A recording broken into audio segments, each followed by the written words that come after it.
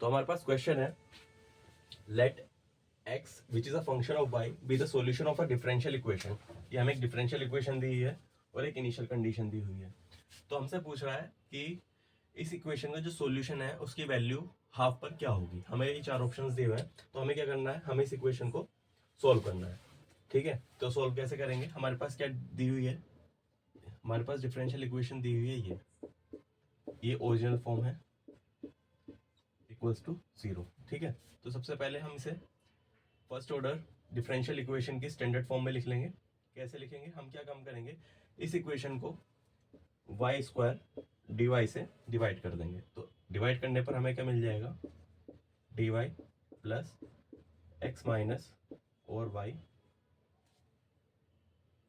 Upon Y square equals to 0। Clear. So ये क्या आ जाएगा, D X upon D Y plus 1/, Y square X equals to 1/, Y cube. Clear. तो हमारे पास ये डिफरेंशियल इक्वेशन की स्टैंडर्ड फॉर्म आ गई। क्लियर। अब हम क्या काम करेंगे, हम इसका इंटीग्रेटिंग फैक्टर निकालेंगे। तो इंटीग्रेटिंग फैक्टर किस में निकालेंगे, यहाँ पर डिपेंडेंट वेरिएबल क्या है, डिपेंडेंट वेरिएबल क्या है x, इंडिपेंडेंट वेरिएबल क्या है y। तो हमारा इंटीग्रेटिंग फैक्टर क्या हो जाएगा इस डिफरेंशियल इक्वेशन का, e integral of coefficient of dependent variable, ये क्या हो गया 1/, वाई स्क्वायर डी वाई। ये क्या आ जाएगा, e माइनस 2 + 1/, माइनस 2 + 1। क्लियर। तो ये आ जाएगा हमारा -1/y। तो हमारे पास इंटीग्रेटिंग फैक्टर क्या आ गया, ये आ गया e की पावर -1/y। अब हम क्या काम करेंगे, अब हमारे पास इंटीग्रेटिंग फैक्टर है, तो हमारे पास इस डिफरेंशियल इक्वेशन का सॉल्यूशन क्या होगा, डिफरेंशियल इक्वेशन का सॉल्यूशन होगा depend x y into integrating factor into right hand side 1/y³ into integrating factor -1/y dy। Clear. ये हमारा सॉल्यूशन होगा।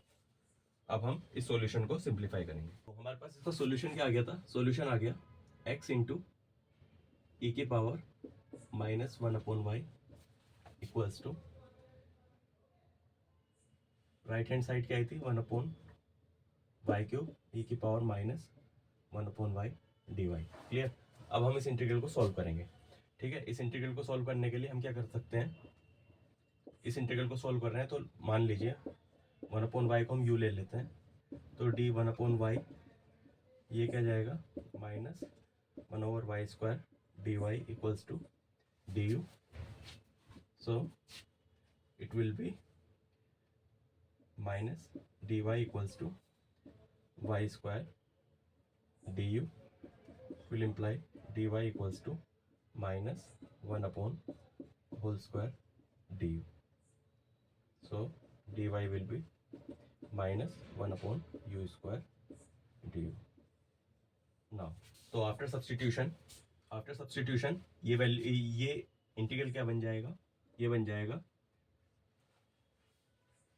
u³ इंटू ई की power -u, dy will be -1/u² du। it will be u e की power -u du। So ये क्या जाएगा, इसे first मान लीजिए, इसे second. So first as it is, second का इंटीग्रल माइनस फर्स्ट का डिफरेंशियल, इसका फर्स्ट का डिफरेंशियल 1 इंटू सेकंड का integral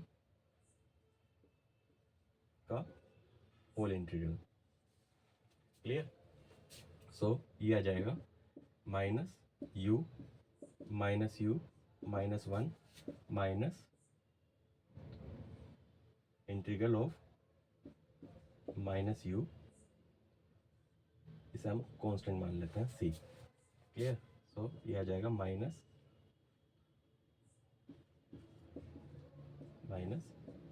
u plus c।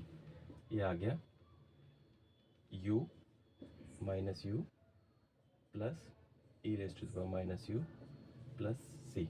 So it will be u plus 1 e की power minus u plus c.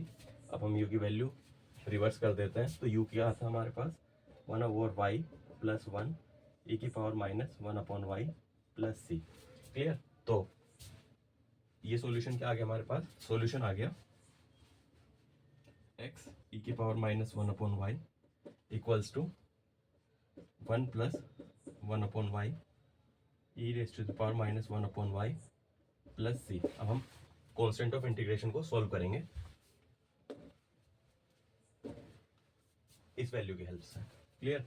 तो x1 पर ये value दी हुई है, तो यहाँ पर हम y की जगह 1 पुट करेंगे, तो ये क्या आ जाएगा 1 into minus 1 equals 1 plus 1/1 e की power minus 1 plus c. So e की power minus 1 equals to 2 plus c. So c will be minus e की पावर माइनस 1. सो c की वैल्यू क्या आ गई? c आ गया e की पावर माइनस 1. क्लियर? तो इसका फिर फाइनल सॉल्यूशन बनेगा. फाइनल सॉल्यूशन क्या बन जाएगा? तो इसका फाइनल सॉल्यूशन क्या बनेगा? c क्या आ गया था? e की पावर माइनस 1. तो फाइनल सॉल्यूशन आएगा x equals 1 plus 1/y into e की power minus 1/y plus. Clear? अब हमें बताना है x की वैल्यू हाफ पर क्या होगी. सो x यहाँ पर 1/2 पुट करेंगे हम, तो ये क्या जाएगा 2 equals 1 plus 2 minus 2. Okay, so x 1/2 will be. इसे हम इक्वेशन को throughout e raise to the power minus 2 से डिवाइड कर रहे हैं, सो ये आ जाएगा 3 plus. Clear? So it will be 3.